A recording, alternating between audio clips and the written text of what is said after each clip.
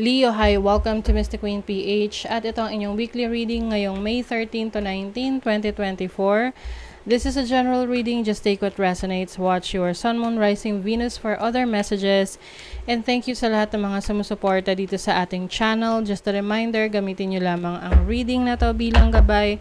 Pa-follow, like na rin ang ating Facebook at TikTok. Lahat po yan Mystic Queen PH. Like, share, subscribe, turn on post notifications para lagi kayong updated sa ating mga readings. And if you're interested in private readings, meron tayong 3rd anniversary promo, 25% discount sa mga tarot reading services from May 2 to 15, 2024. Ayan. So, lahat ng link nasa description at nasa pinned comment. Okay, Leo, let's see what's up with you this week. Overall energy.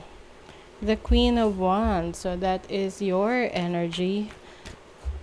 Fire sign, Aries, Leo, Sag. Let's see your challenge, 2 of Cups. Okay. Your opportunity, the Wheel of Fortune, and the Blessing, Knight of Cups. Okay. Pwedeng more on love life. Okay, so your overall energy, Queen of Wands. It seems na gusto mong carefree ka, malaya na nagagawa yung gusto mo. You can also be very creative this week. Kung ikaw ay ang work mo or career mo nasa creatives, marami kang magagawa. You will be more focused on your talents, your skills.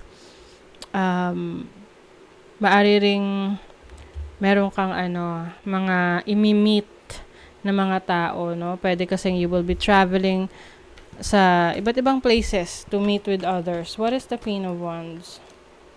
You have the 5 of Swords. Okay. Maaring may competition kang sasalihan or magiging competitive ka ngayong week na to sa trabaho, sa career, sa business mo. But pay attention na sa mga tao na will try to parang ilalapit nila yung sarili nila sa'yo, pero meron silang hidden agenda. Pwede kasing meron ding jealousy dito around you. Pwedeng sa trabaho. They are jealous of your attention. Pwede rin sa love life, no? Someone who is very close to you. Minsan ganun na nakikita nila na maganda yung takbo ng trabaho mo, career mo, business mo, and then pati relationship. Yung iba, nakakaramdam ng selos. Alam niyo mo, sana all, gano'n, di ba? Oo. So, your challenge is the 2 of Cups. So, maaring magkaroon ka ng challenging situation with someone. Can be romantic or pwedeng friend or someone who is close to you. What is the 2 of Cups? Ace of Pentacles. Pwedeng related sa pera yung maging challenge ninyo. With your person. Or pwedeng meron dito nagbigay ng gift, no? Nagregalo pero hindi na-appreciate ng other person. Tapos, nagtampo, sumama loob. Oo. And also, kung kayo ay papasok sa isang business partnership, like, bagong business na papasukin, kailangan i-double check nyo muna. Okay? Huwag basta-basta lang maglalabas ng pera for an investment or para sa business collaboration. Kailangan kilalanin nyo muna yung ka-deal ninyo para makaiwas kayo sa scam. Your opportunity is the Wheel of Fortune. Tapos na ang paghihintay mo. Things are moving forward. Kumbaga, paabante na. The wheel is turning in your favor. This can mean, pagdating sa finances mo, unti-unti naaayos mo na. You have the 9 of Swords. O yung mga iniisip mo raw nakakapagpa-stress sa'yo ay mawawala na. Kumbaga, I also see solutions to your problems. Let's see your blessing. You have the Knight of Cups. Maaring someone who is going to offer you love. Kung ikaw ay single, may magpapakilig sa'yo. But be careful. Okay? Syempre, lagi mo pa rin iisipin yung intentions ng taong yon. Bakit? Oo. Lalo na kung yung iba sa inyo hindi pa talaga totally nakaka-recover from your past. Pwede rin kasing yung iba lang ha, para makarecover sila from their past, pumapasok agad sa relationship. Tapos, ang ending, yung expectations nila dun sa past, yun yung pinapasa nila dun sa new person. But I also see someone na tutulong sa'yo. No? Tutulong sa'yo na parang may offer to help you from any challenge na meron ka. Lalo na kung ito ay related rin sa pera. Okay? So, let's see sa iyong money, career, finances. Speaking of money, career, finances, you have the Page of Swords, the Four of Pentacles, and the Seven of Swords. Naku, talaga Leo, I'm telling you.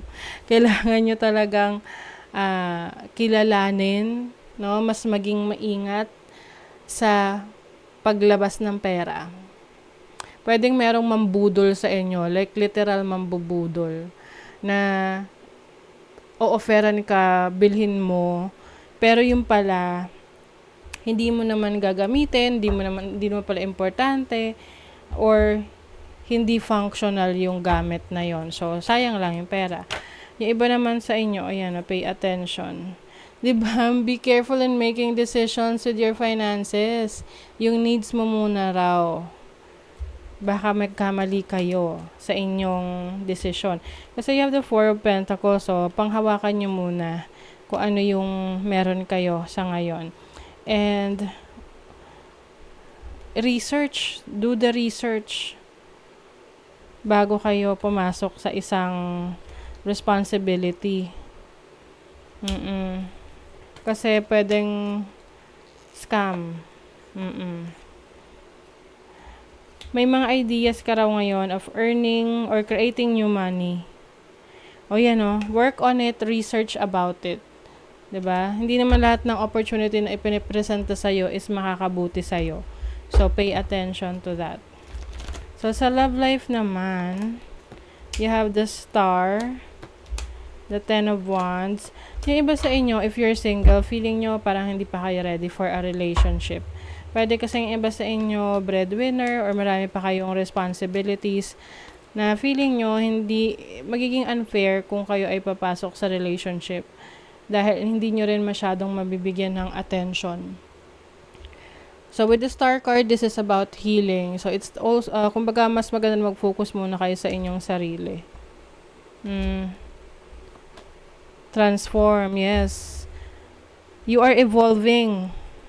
So, kung meron sa inyo nag-end na relationship, maaring kaya yun nag-end kasi may kailangang magbago sa'yo. Pwedeng tong person na to talagang hindi maganda yung intentions towards you. So, that's why tinanggal siya sa buhay mo. To follow your new path, no? A new beginning. You are evolving to the next phase. Yan. So, be open to that. Yan yung mga tinatawag na blessings in disguise. Focus on yourself, your self-love, practice self-love, self-care.